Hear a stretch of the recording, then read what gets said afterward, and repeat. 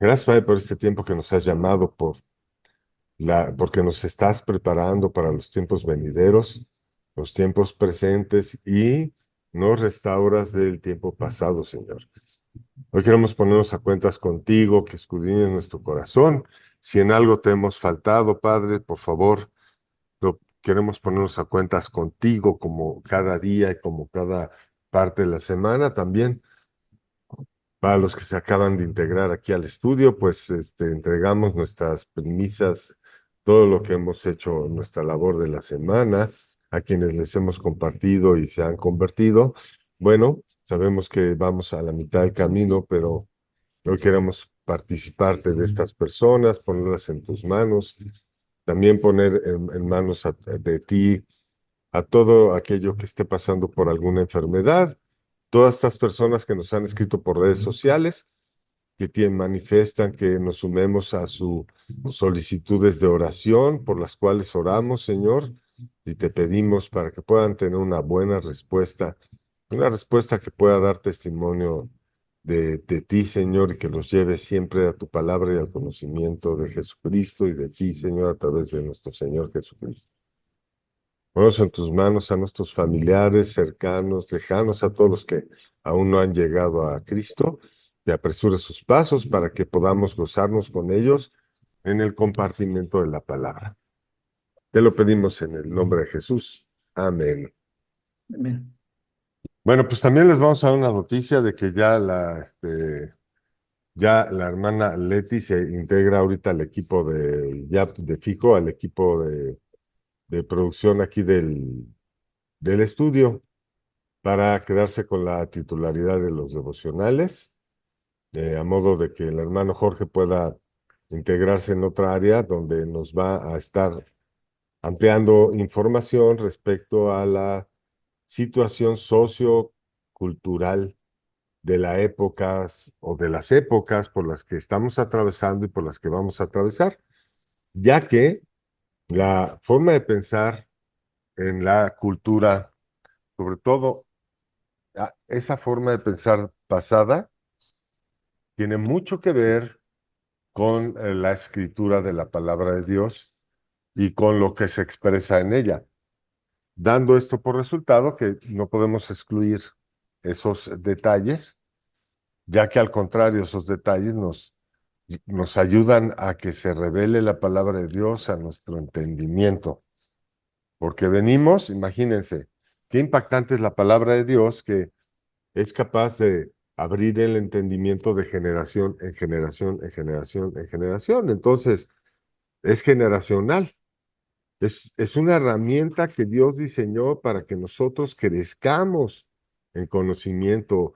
Ninguna escuela logra manifestar ese avance, esa capacidad o esa sabiduría, más la que es manifestada por todo aquel que busca a Dios a través de su palabra. Y bueno, evidentemente teniendo a Cristo en el corazón, porque de otra manera, pues esto sería un conocimiento vacío. Pues vamos pie a nuestro devocional, dejamos los micrófonos con la hermana Leti. Adelante, hermana. Sí, buenas noches y bendiciones a todos. La semana pasada terminé el devocional leyendo el verso de Mateo 6:33 que nos dice: mas buscad primeramente el reino de Dios y su justicia, y todas estas cosas os serán añadidas.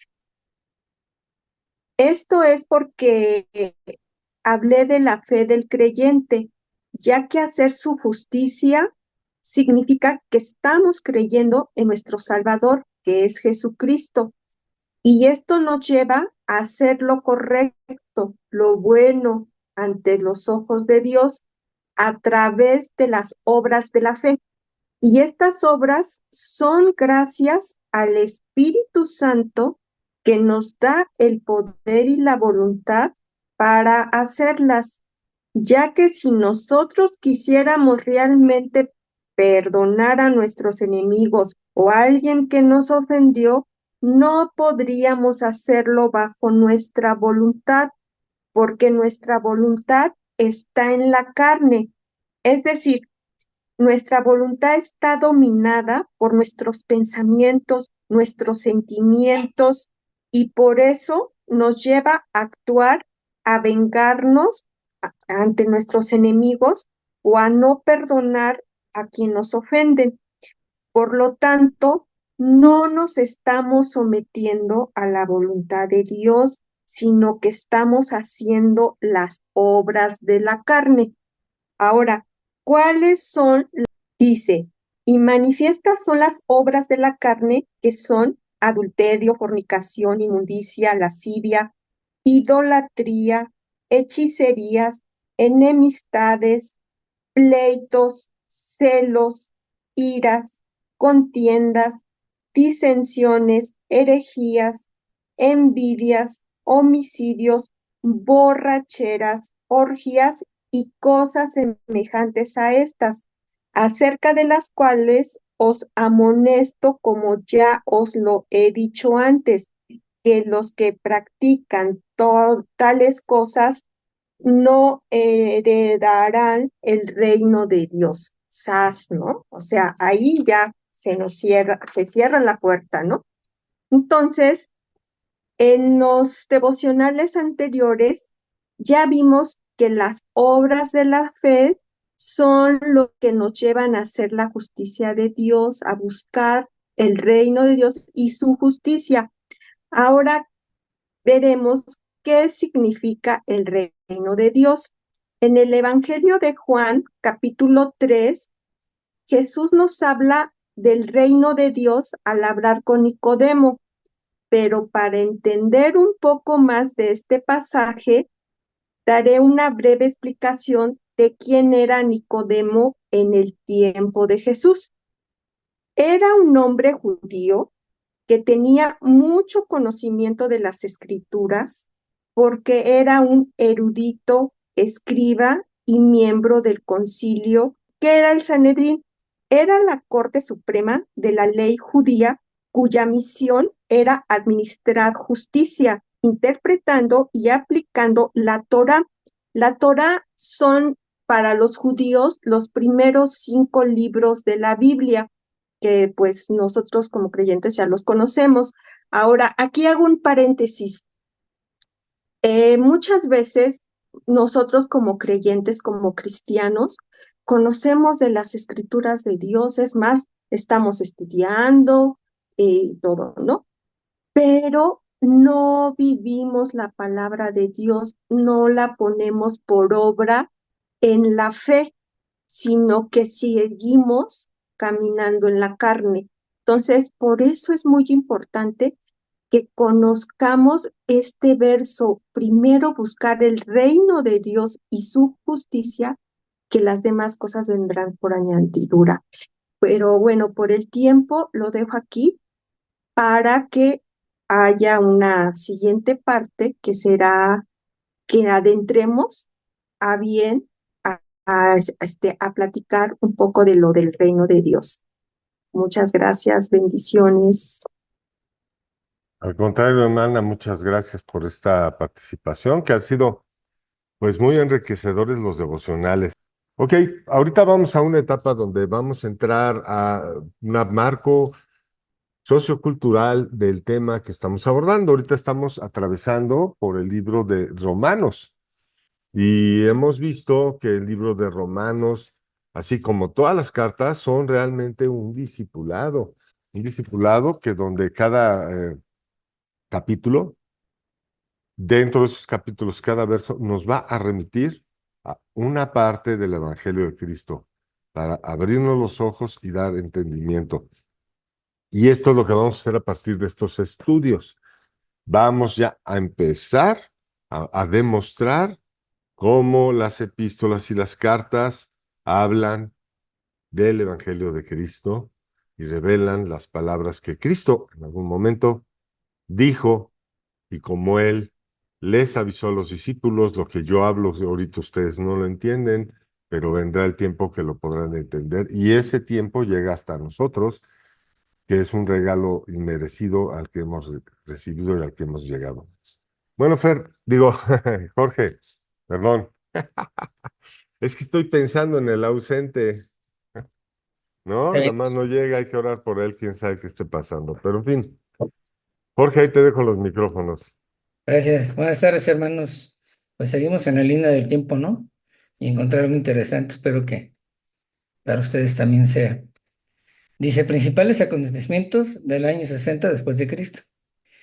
Dice, saqueo de Londinium. Ya lo habíamos visto en la clase pasada. La reina Boudica saquea Londinium, actual Londres, y Verulamium, actual San Albans, provocando la muerte a miles de civiles. ¿Quién fue Boudica? Fue una reina guerrera de los Cicenos que acaudilló a varias tribus britanas, incluyendo a sus vecinos, los Trinovantes, durante el mayor levantamiento en Britania contra la ocupación romana, entre los años 60 del siglo I, durante el reinado del emperador Nerón. Bueno, eso es por Wikipedia, ¿no? Porque es una enciclopedia que lo hacemos. Después hubo otro en el 60. Los rebeldes liderados por Boudica vencen a la Legio Novena Hispana Romana y destruyen la capital de Dunum, actual Colchester, en la región que se ven establecido. Todo eso está pasando, yo creo que es en Inglaterra, todo después por ahí. Luego dice, años 60, pues, César y Léntulo son nombrados cónsules del Imperio Romano. Está muy interesante. Vamos. Cartas Paulinas. En arte y cultura, en arte y cultura, en el año 60, fecha en la que Pablo de Tarso escribe sus cartas paulinas, es los que nos refiere el hermano Sarín que estamos llegando. Luego dice conquista romana de Britania, o sea, el imperio romano abarcaba mucho. Hablamos desde Jerusalén, bueno, toda esa parte de Asia, todo eso, pues llegaba hasta allá, tan grande era el imperio, ¿no? Esto viene a colación por los imperios que Daniel, pero bueno, esa es otra historia, lo vamos a dejar ahorita ahí. Dice, la conquista y invasión romana de Britania fue el proceso militar por el que los romanos lograron el control y dominio de Britania. Previamente, Julio César había invadido Britania en los años 55 y 54 antes de Cristo. Bueno, eso es lo que pasó, ¿no? En esos años 60. Pero me regreso donde dice César y Léntulo son nombrados cónsules del Imperio Romano. Publius Lentulus habría sido, según cierta tradición, un cónsul romano gobernador de Judea antes de Poncio Pilato. Supuestamente escribió una carta acerca de Jesús al Senado romano. Ok, ahí les va la carta que escribió, supuestamente. Carta de Publio Lentulo al Senado romano. Jorge, Tengo entendido, una pregunta. ¿Qué es lo que está pasando ahí que es tan importante esa carta que se escribe? la leo y ahorita No, no, la... ándale, para que nos preparemos aquí en nuestra cabecita. Es que habla del Señor Jesús. Ah, ok, O sea, fue ah, una carta que Publio Lentulo le mandó al ah. Senado romano. Ajá. ¿A motivo En de esa qué? época, ¿A en la motivo de época, qué? perdón. ¿Y con motivo de qué la mandaron? Para informarle al Senado romano. Ah, ok, pues Él vivía ahí, vamos a ¿ok? ver qué informan. ¿Ok? Es que sí era importante mira, qué importante, así ya estamos todos acá, bien tensos, viendo de chismosos qué fue lo que le informaron. Ok. Dice, tengo entendido, César, hay por aquí un hombre que practica grandes virtudes y se llama Jesucristo, a quien las gentes tienen por un gran profeta y sus discípulos dicen que es el Hijo de Dios. Todos los días se oyen cosas maravillosas de este Cristo. Resucita a los muertos y sana a los enfermos con una sola palabra. Es un hombre de buena estatura, hermoso rostro y tanta majestad brilla en su persona que cuantos le miran se ven obligados a amarlo. Sus cabellos son de color de avellana, no madura, extendidos hasta las orejas y sobre las espaldas son del color de la tierra, pero muy resplandecientes. La nariz y los labios no pueden ser tachados de efecto alguno. La barba es espesa y semejante al cabello, algo corta y partida por el medio. Perdón, perdón. Entonces esas ondas que sacan ahí en YouTube de que Jesucristo era feo, casi, casi, no, ¿verdad? No, porque esta carta se supone que lo está Está mandando en la siendo época, descriptiva, ¿no? está siendo descriptiva de cómo era Jesús y está hablando de lo que pasaba en ese momento en Israel, ¿sí? O sea, ¿Y qué hacía tan importante que describieran el rasgo físico de Jesús? ¿Era la manera en que podían identificarlo por si se les pasa a otro estado o qué? lo que pasa es que aquí ellos, o sea, Publio Léntulo, le informa a todo el Senado en Roma, porque Roma era un imperio grande, no estaba en Israel solamente, era todo el imperio romano, en el cual él oía, él decía, le decía a los romanos que había esta persona que era Jesucristo y lo describe cabalmente, ¿no? O sea, de cómo Ok, va sucediendo. Luego adelante. continuó, dice, tiene los ojos como los rayos del sol y nadie puede mirarle fijamente al rostro por el resplandor que despide. Tiene las manos y los brazos muy bellos. Su conversación agrada mucho, pero se le ve muy poco. Y cuando se presenta es modestísimo en su aspecto. En fin, es el hombre más bello que se puede ver e imaginar. Muy parecido a su madre, que es la mujer más hermosa que se ha visto por estas tierras. Si vuestra majestad, oh César, desea verlo como me escribiste en cartas anteriores, dímelo que no faltará ocasión para enviarlo. En letras asombra a toda la ciudad de Jerusalén. Él nunca ha estudiado, pero sabe toda O la sea, ciencia. entonces el César ya andaba averiguando qué onda con Averiguando, Jesucristo. los rumores, que no eran rumores, la verdad es a dónde llegaba. Sí me explico, de que todos los césares, los O cónsules, sea, se levantó. Y esto es antes de que lo acusen.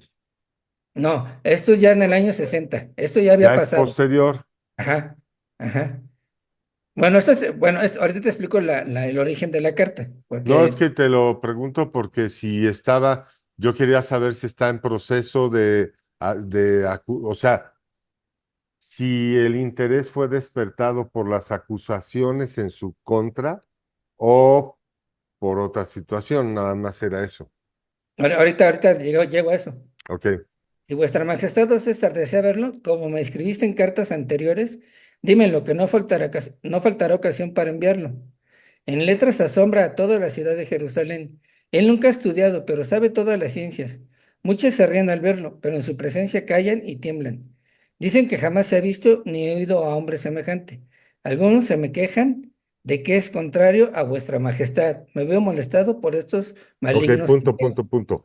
Entonces, con esta carta podemos asegurar que Dios no manifestó, digo, que Dios está manifestando que el conocimiento de Jesucristo no viene por el conocimiento del hombre, ¿no? Mira, ahora viene Pero, algo.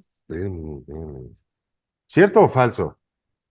Sí, esta le escribió un Por eso, escritor. espérame, ¿cierto o falso? Podemos decir que con esta carta tenemos una prueba de que el conocimiento de Cristo no viene por conocimiento del hombre, o sea, que no fue una escuela, que no fue ahí con un cuate, que no agarró y se puso a recitar, a estudiar la Torá de pe a pa. O sea, que todo el conocimiento que él tiene de todo lo que es la palabra de Dios es porque él es el verbo. ¿Sí podemos pensar eso? ¿Sí o Pero no? sí, ¿Sí sí, o no? O sea, a ver, Jorge, ¿sí o no?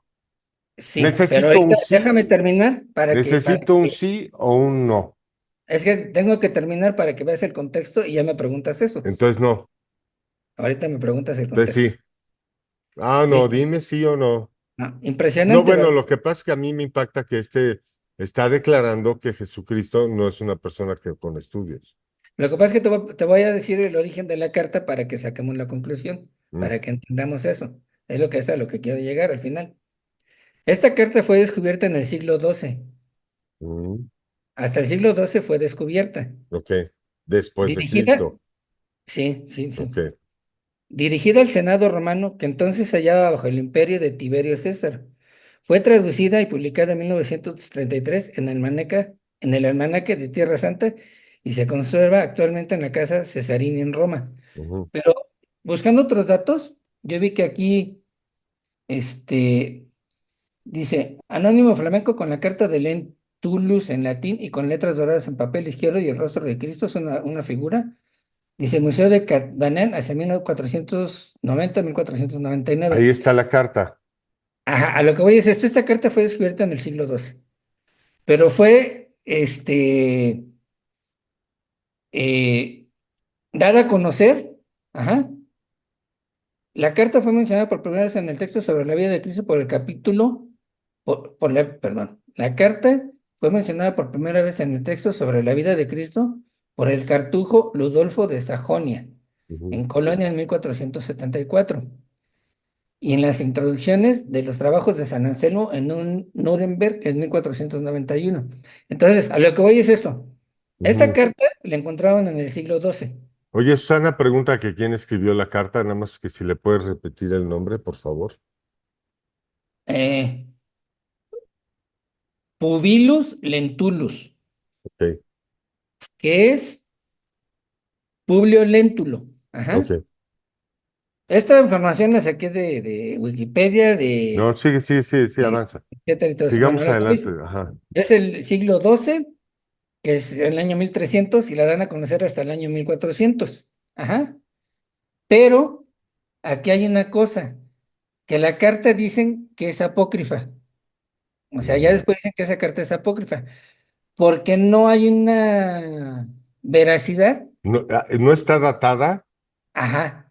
Ok. No, no está datada, déjate, lo pongo, no lo tengo aquí, perdón, perdí el dato. No está datada, pero bueno, finalmente los estudiosos, como toda objeción del enemigo, a lo que voy que yo llego a esa Ujú, conclusión, es que dicen que es apócrifa la carta, que no es verdad. Pero entonces, ¿cómo sabían que en esa época, en esos años, cuando Jesucristo estaba, que es lo que la pregunta que me refiere es que si fue antes de la crucifixión o después de la crucifixión, esa carta tuvo que haber sido antes de la crucifixión, porque es ¿cómo se llama? En los tiempos en que estaba César, bueno, todos eran ujú. César, ¿no? Pero de los que estaban ahí, en esa época en Jerusalén. Entonces, este escritor Léntulo Publio, Publio Léntulo manda la carta al Senado de Roma para que Roma se entere del escándalo que había en Jerusalén a causa de Jesucristo. Ajá. Obviamente ya se encargan de desvirtuar la carta, que no es cierta, y todo lo demás, ya todos los Ok, estudios. bueno, pues se quedaría pendiente por tu parte indagar un poquito si ya la dataron con, ya sabes, pues hay muchas formas en que datan estos documentos. El tipo de papel de la época, pues no se puede reproducir en nuestros días, ¿no? Y luego, bueno, pues ese papel con el paso del tiempo, pues tiene un proceso de deterioro que tampoco se puede reproducir tan fácilmente. Entonces, etcétera, etcétera, etcétera. Sí llama nuestra atención que haya dicho que no tiene estudios, pero que hace grandes proezas, ¿no? Ujú. Bueno, es que describe a Jesucristo tal cual, ¿no? Como lo No, veían así lo está escribiendo. Ajá. Entonces, Entonces, ajá, ¿cómo se sabría? O sea, ¿cómo sabían eso? Que no tenía estudios, supuestamente, que se sabía la Torá, que hacía grandes milagros, todo lo referente, ¿no? Todo lo que leía en la carta, todo lo que hace, que se lo mandaba a informar. Y el mismo César, el que estaba en Roma, que estaba interesado porque le mandó la carta, que fue te saco más, la clase que viene le saco más no, datos, sí, sigamos que fue con un, ese tema, ajá. que fue ¿cómo se llama? Un, pues una persona que sabía perfectamente cómo era Jesús, ¿no? En esos momentos y todo eso, ¿no? Y no me quise extender más, por eso lo reducí un poco, pero sí voy a seguir con la investigación para, para relatar. ¿Sabes qué te puede ayudar? Hay algunas cartas que sí están datadas, ¿no? Y son descriptivas también del carácter de Cristo, porque en aquel momento, pero esta carta describe a un Cristo carismático, a un Cristo que no es contencioso, que no está en contra de Roma, describe otro ángulo de Cristo. Entonces, tener esas cartas como, digamos, acomodadas y ver la descripción que apunta a cada una de ellas, las que existan, hacia un rasgo de Cristo, pues si nos ayudas con eso sería padrísimo porque nos darías una dimensión de la personalidad de Cristo descrita ya por autoridades, Ya por las encontré el dato ahorita autoridades. de la autenticidad. La carta del Lentulus que brinda una descripción de Jesús como un cristiano piadoso es con toda certeza apócrifa. Es decir, aunque pueda ser cierta, no fue escrita por la persona a la que se le atribuye por varias razones. Son las Ujú. razones que ellos dan. Nunca existió el título de gobernador de Jerusalén, aunque el autor de la carta bien pudo referirse a Judea. Históricamente no hay otro registro acerca de un procurador de Judea de nombre Lentulus, y un gobernador romano no se habría dirigido al Senado con esos términos. Un romano con seguridad no habría escrito expresiones tales como profeta de la verdad, hijos de los hombres o Jesucristo, puesto que las dos primeras son modismos propios del hebreo y el arameo, mientras que la tercera es tomada del Nuevo Testamento. Eso es lo que atribuyen, o sea, ya de que Pero pues virtual. tiene su marco, ¿no? De Ujú. referencia. Te voy a decir por qué. Ahorita que te metas a ver más cartas, te vas a dar cuenta que la redacción sí influye mucho porque estás hablando de un reporte de una autoridad. Es como ahorita que Ujú. manda el juez civil a la autoridad investigadora. Sí, sí. Entonces, la terminología y la forma de hablar de ellos es eh, única, ¿no? Ujú. Entonces, en ese sentido, pues tal vez sí hay que tomar en cuenta un poco, no, no estoy diciendo que sí sea apócrifa, pero yo creo que sí hay que tomar en cuenta que hay algo ahí que podría estar fuera de contexto. ¿Podría o no? Ok. ¿Cómo vamos a poder tener ese conocimiento? Pues nutriéndonos de más cartas que describan a Cristo, porque sí, en ese tiempo se pidieron muchos informes de Jesucristo. Y uno de ellos es el que dice que Jesucristo no es un peligro para Roma. Esa es una de las más importantes. Siendo Cristo el único autorizado, fíjate esto, ¿eh? De acuerdo al Imperio Romano, era el único autorizado a predicar donde él quisiera. ¿Tú crees que no encelaba eso a las sinagogas? Cuando Cristo fue rechazado en las sinagogas, creo que solo una vez agarró el pergamino. Entonces, pues, ¿qué vemos? Que pues, con permiso y se salía a predicar afuera, como muchos de todos nosotros que estamos en este, en este gusto por nuestro Señor, pues, ¿qué hacemos? Pues predicas donde vas, por donde vas caminando, ¿no? Y ahora, pues, nada más que él era Jesucristo y pues juntaba 5,000. Pues imagínate que ahorita vas a la plaza aquí, a una plaza y de repente la llenas todo y haces un escándalo. Y oye, ¿qué está pasando? Pues es que un chavito ahí se puso a predicar, man. Y todos estos le están escuchando, imagínate ese fenómeno ahorita, ¿no? Cualquier autoridad se vuelve loca. O sea, no puedes pasar desapercibido, ¿no? Ok, no sé qué más quieras, pero nos gustaría, ¿no? Ahí que nos regales esa investigación. ¿Y qué más concluye la carta? Ahí se llegó mi investigación ahorita y finalmente lo que veo es cómo quieren desvirtuar, ¿no? O sea, desde esas épocas hasta la actual, ahorita no sé si te suene parecido cómo quieren desvirtuar, ¿no? El evangelio, la palabra, llevar a Mm, otro, a negar lo que no existe cuando existió, ¿no? Cuando está ahí plasmado. ok, Y voy a ver más cartas. pero para todos los que estamos en el estudio que nos ven, eso no es lo que afirma nuestra fe. Ah, no, claro, o sea, Nuestra fe rotundamente. Ajá. está sobre la palabra de Dios. Y si escrito está, pues eso es.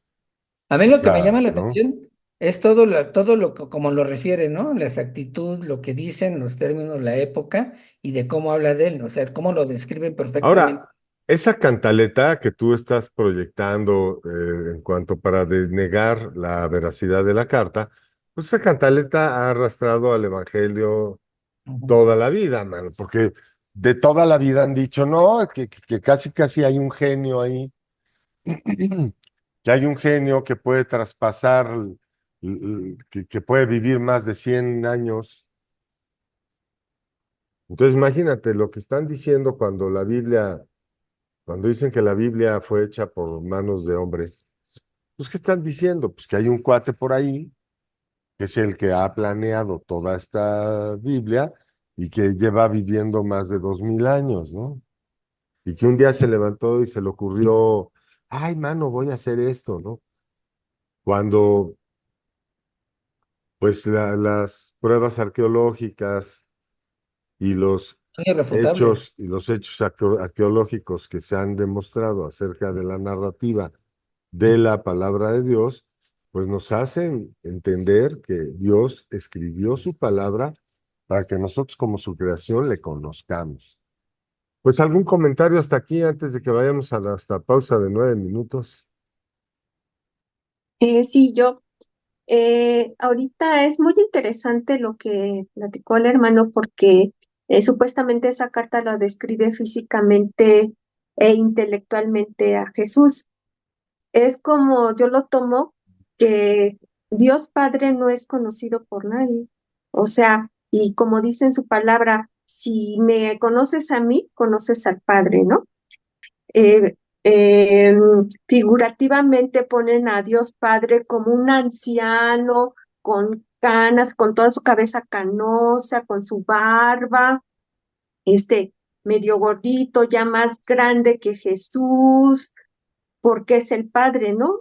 Y Ajá. entonces yo pienso que es algo así como descriptivo de que apócrifo, porque pues nadie, o sea, en sí, como dice la palabra, si conocemos a Jesús, conocemos al Padre, porque así dijo Jesús, si me conoces a mí, conoces al Padre. Sino hay que también darnos cuenta que lo que tú mencionas es relativo al hombre. El hombre busca hacer una imagen de Dios. En vez de leer la imagen que Dios tiene a través de su palabra, ¿no? Y recrean imágenes, estatuas, figuras. ¿Sabes qué me hiciste ver, Leti? Ahorita con tu comentario. Me haces pensar que de alguna manera esta carta tiene muchas probabilidades de ser apócrifa por una situación, porque recrea, como bien dices, una imagen de Jesús, un poquito, no sé cómo decirlo, sensacionalista, ¿será correcto? Ojos como de fuego de sol, Ok, si ¿no? me Como permites el poética, ¿no? comentario, si me ¿Mande? permites el comentario, Ah, esto está representando lo que se hacía culturalmente.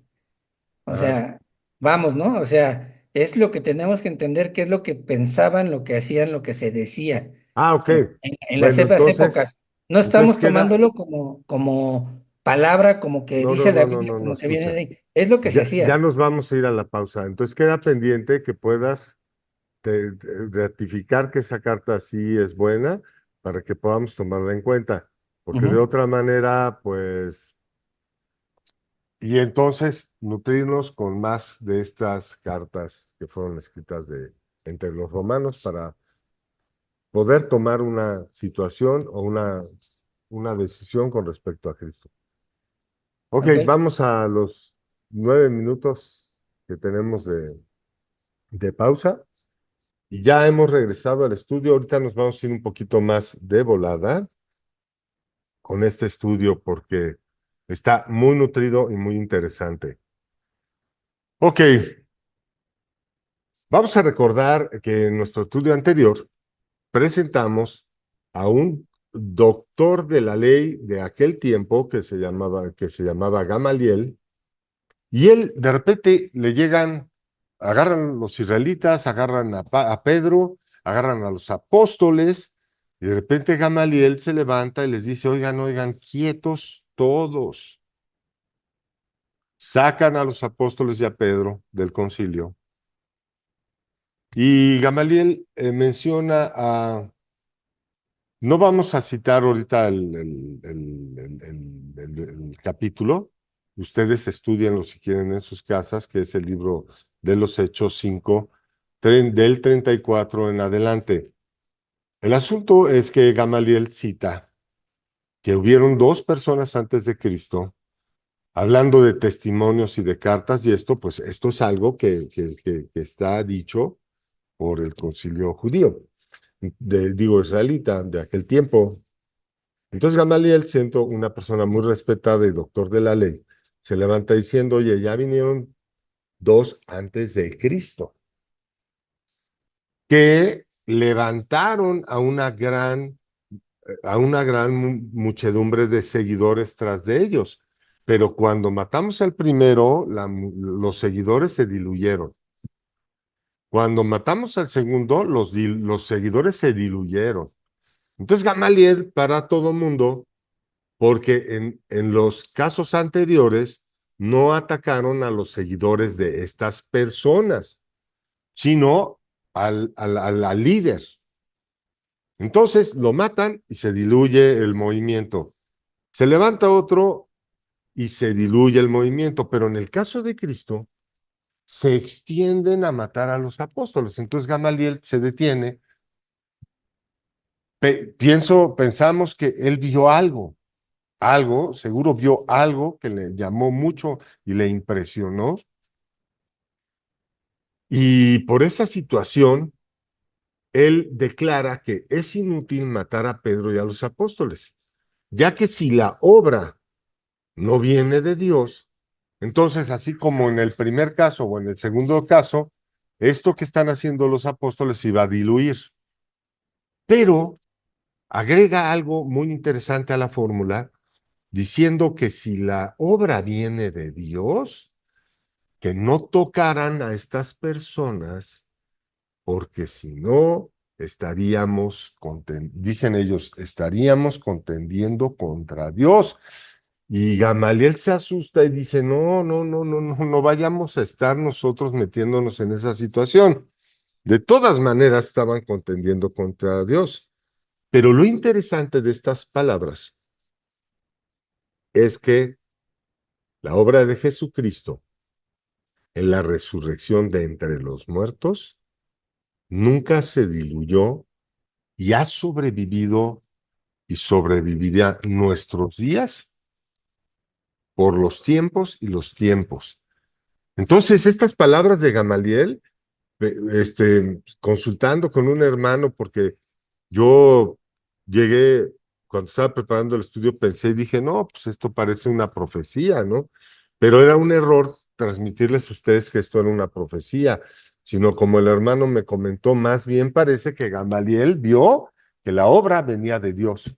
Y quizá, pienso, hasta se convirtió, porque detuvo a todos y nos da un testimonio de que la obra venía de Dios, porque hasta el momento está en nuestros días. Ok, entonces hemos tomado la carta de Romanos como un discipulado mediante el cual Pablo nos lleva a revelar el Evangelio de Cristo. Y es así como podremos, a partir de hoy, poner esto en práctica. Vamos a tomar las cartas y las epístolas como un discipulado, ¿no? Vamos a escudriñarlas para poder dilucidar de ahí las palabras de Jesús en su evangelio. ¿Y por qué decimos esto? Pues porque esta carta fue escrita a una iglesia a la que no le había llegado el Nuevo Testamento, una iglesia donde el Evangelio de Cristo estaba a medias, no estaba completo. Entonces, para Pablo era muy importante instruirlos. Y estamos ahorita entrando al capítulo 3, donde vamos a ver un tema que él toca y que es motivo del estudio de hoy. Vamos, si me acompañan, al dar lectura a Romanos 3, 1 al 4.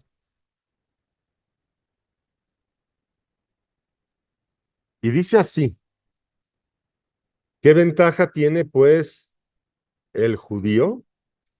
¿O de qué aprovecha la circuncisión? Mucho en todas maneras. Primero, ciertamente, que les ha sido confiada la palabra de Dios. Versículo 3. Pues que, si alguno de ellos ha sido incrédulos, su incredulidad habrá hecho nula la fidelidad de Dios. Versículo 4, de ninguna manera. Antes bien sea Dios veraz y todo hombre mentiroso, como está escrito, para que seas justificado en tus palabras y venzas cuando fueres juzgado. Parece que no leímos mucho, pero van a ver que leímos muchísimo, porque vamos a ver esta situación con lupita. Con lupa. No, no que vino Lupita. No, vamos a ver con lupa esta situación. Entonces, en el versículo 3 de Romanos, en el versículo 1 de Romanos 3, Pablo está diciendo que ya revelado Cristo, ya revelada la gracia, ahora, ¿en qué aprovecha la ley? ¿En qué aprovecha la circuncisión? Y ahorita que nosotros ya estamos en nuestros días, vemos que su señalamiento Viene a que una vez revelada la gracia y cuando ya se nos ha sido manifestada que la salvación es don de Dios, buscar cumplir la ley no por la influencia del Espíritu Santo, no por la influencia de Cristo en nuestras vidas, sino por nuestra incredulidad, es infructuosa. Y este versículo, cuando yo me pongo a pensar en este versículo, Dios me hace pensar lo siguiente, ¿no? Que una vez que ya conocimos la ley, y esto es para todos nosotros que hemos recibido a Cristo, una vez que ya conocimos la ley, pero que vivimos en la gracia, me hace pensar que tratar por incredulidad, por nuestra incredulidad, tratar de vivir bajo la ley sería como levantar un ídolo. Hablando de los ídolos que estaban mencionando, pues porque haríamos de nuestras obras un ídolo. Estaríamos diciéndole y estaríamos alabando a Dios por las obras que fueron hechas por nuestras manos. Y como dijimos anteriormente, vemos que no hay diferencia si yo levanto un ídolo que ejemplifique a Dios o ejemplifique a una obra de la naturaleza, como tampoco hay diferencia si yo levanto un ídolo por la obra que he hecho pía, por una obra piadosa que yo he hecho para con las personas. Entonces eso también se los dejo a ustedes para que ustedes lo mediten, porque no es el tema central del estudio. Mediten ustedes en eso. ¿Qué pasa si yo tengo obras piadosas, pero no tengo fe? Luego entonces esas obras pasan a ser anatema, pasan a ser un ídolo. Entonces, pasando al versículo 2, observamos que se les ha confiado a los judíos un tesoro. Y esta confianza se asemeja mucho a la palabra de los talentos. Pero para los judíos, para Israel, para los que viven en la ley, pero que conocen la ley, para aquellos que conocen la ley, esta palabra de la ley viene a ser ya de verdad obstáculo en el sentido si niegan la gracia. Entonces, para que profundicemos un poquito nosotros respecto a esto, veremos que el reino de los cielos es como un hombre que se fue lejos y dejó sus bienes.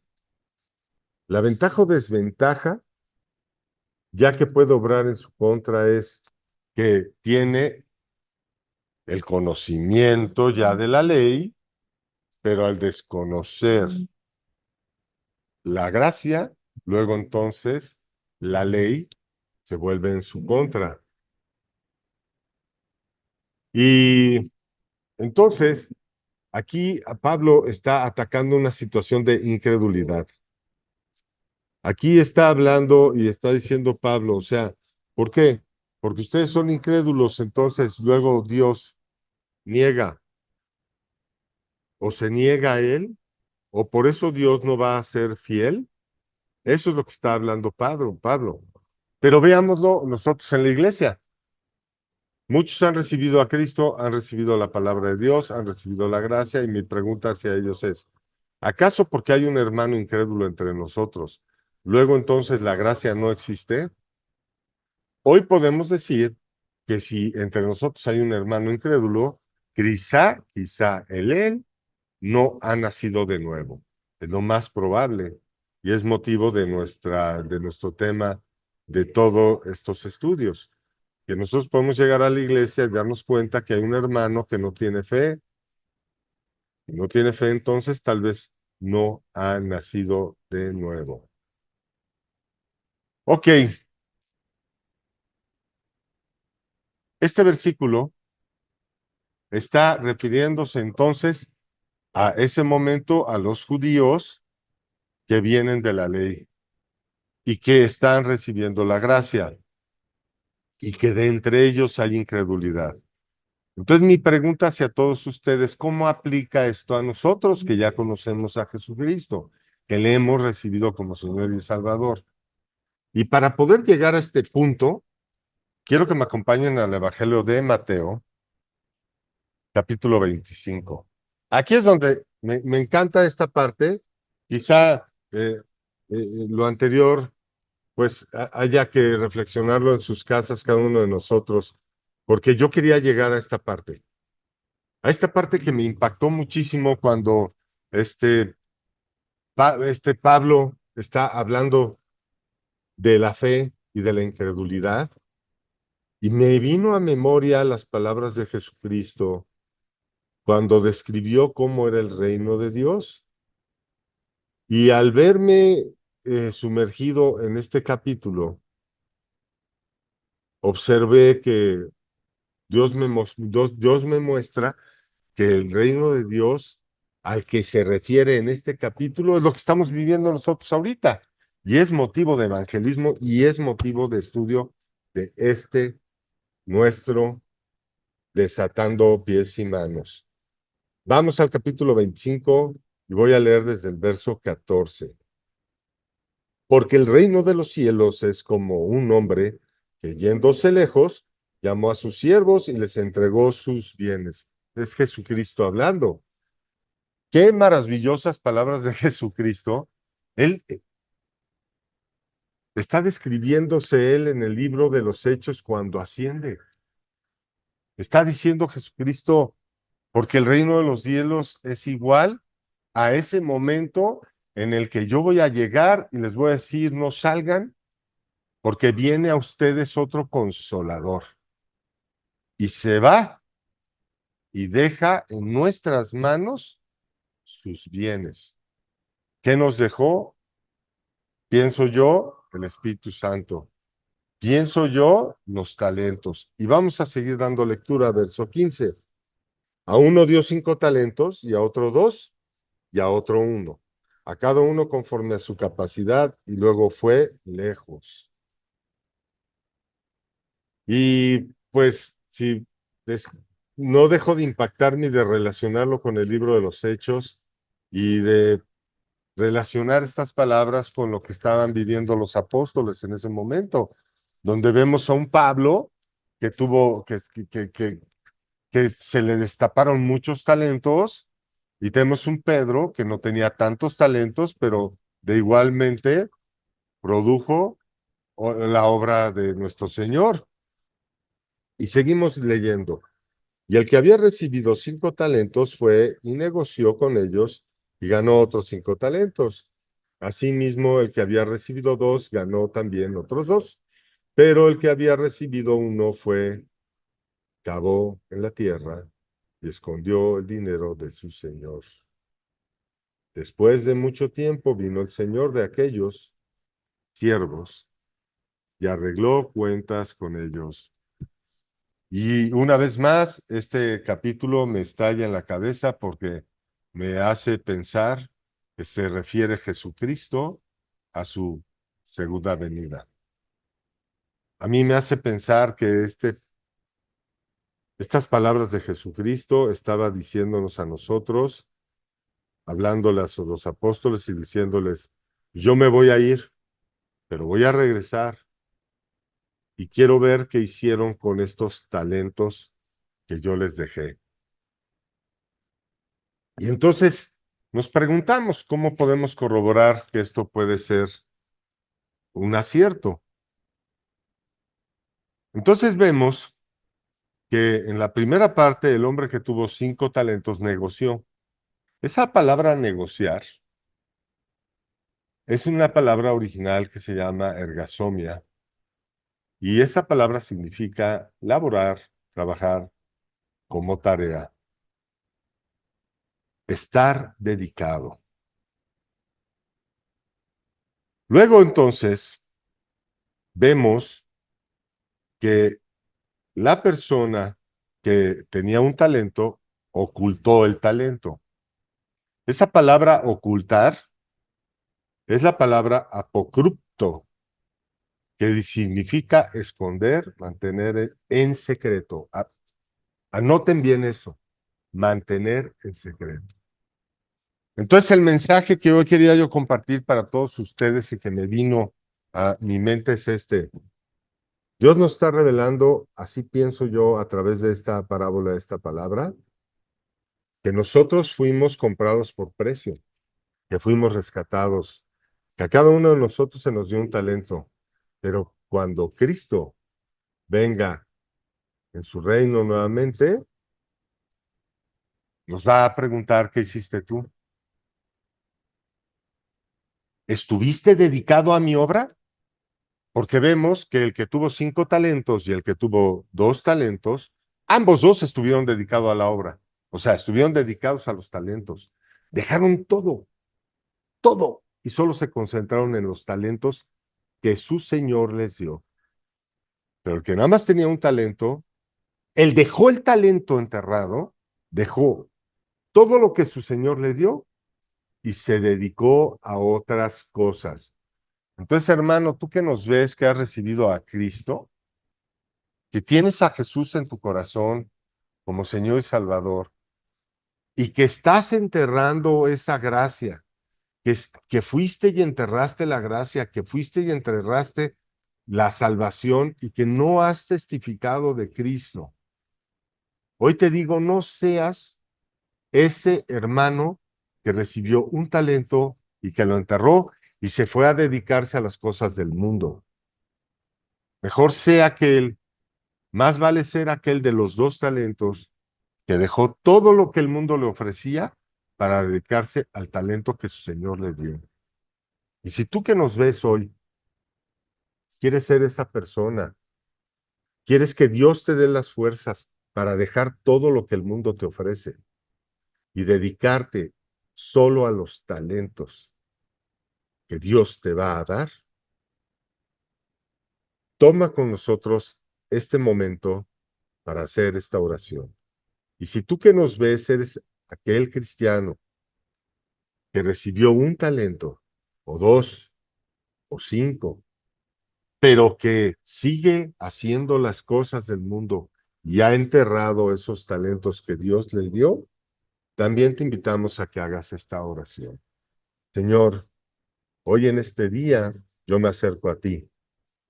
Me acerco para recibir de ti esos talentos, pero no como aquel que los recibe para enterrarlos, sino como aquel que los recibe arrepentido y pidiéndote desde el fondo de su corazón que lo apartes de las cosas del mundo para que pueda dedicarse a los talentos que de ti se reciben.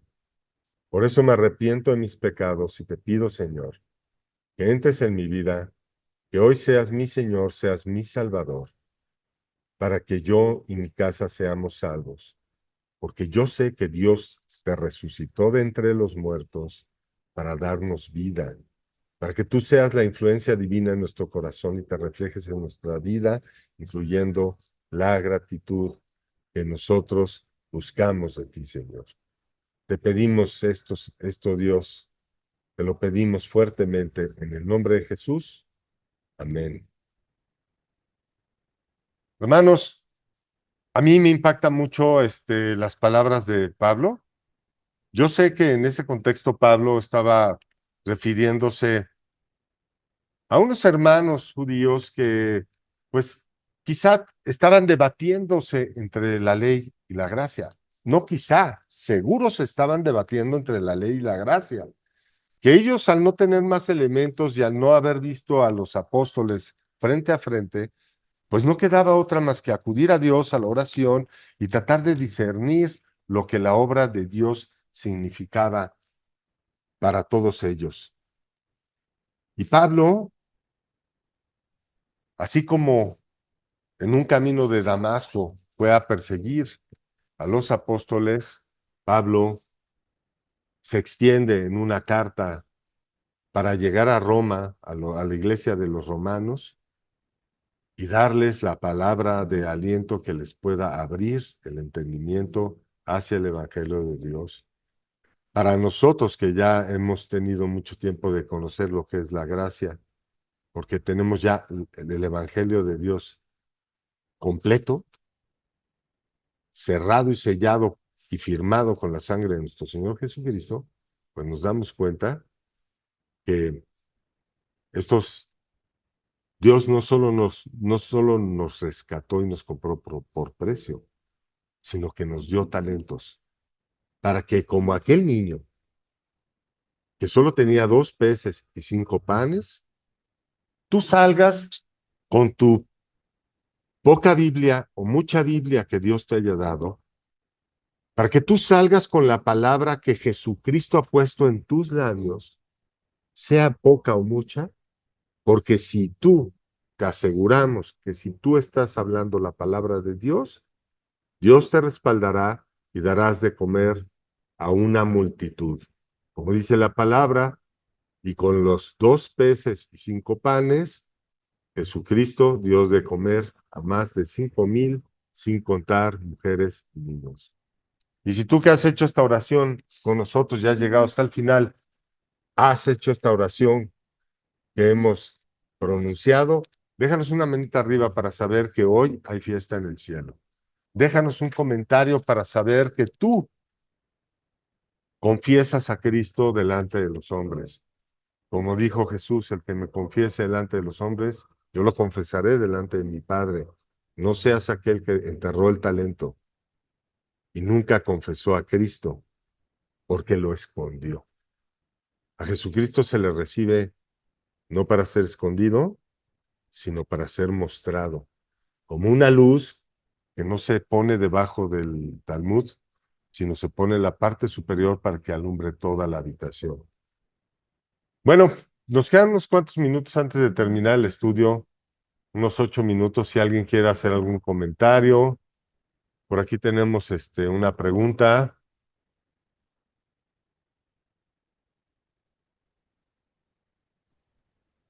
Nada, pues me parece muy bien cómo enlazas Romanos con hechos, con los talentos, del versículo 1 al 4 y luego cómo se van amalgamando. Me impactó mucho, la verdad, me impactó mucho darme cuenta que los que no confiesan a Cristo, los que no están mostrando ese talento, están pasando por un grave problema. Creo que muchos de nosotros hemos tenido la experiencia en que recibimos a Cristo, pero estamos todavía haciendo las cosas del mundo y realmente es un tropezadero en nuestras vidas. Yo creo que es la etapa que más sufrimos, porque mira, sufrir por la predicación del Evangelio está bien, pero sufrir por incredulidad, híjole, yo creo que es más doloroso, ¿no? Yo les agradezco a todos por haber participado del estudio. Yo de verdad espero que podamos, al menos que Dios pueda usar aquí a un servidor para que los acerque cada vez más y más y más a desarrollar todo eso a lo que estamos llamados, ¿no? Que es predicar el Evangelio de Cristo. Eso es lo que realmente un servidor tiene en su corazón. Estamos despedidos y bueno, cuídense mucho. Hasta luego.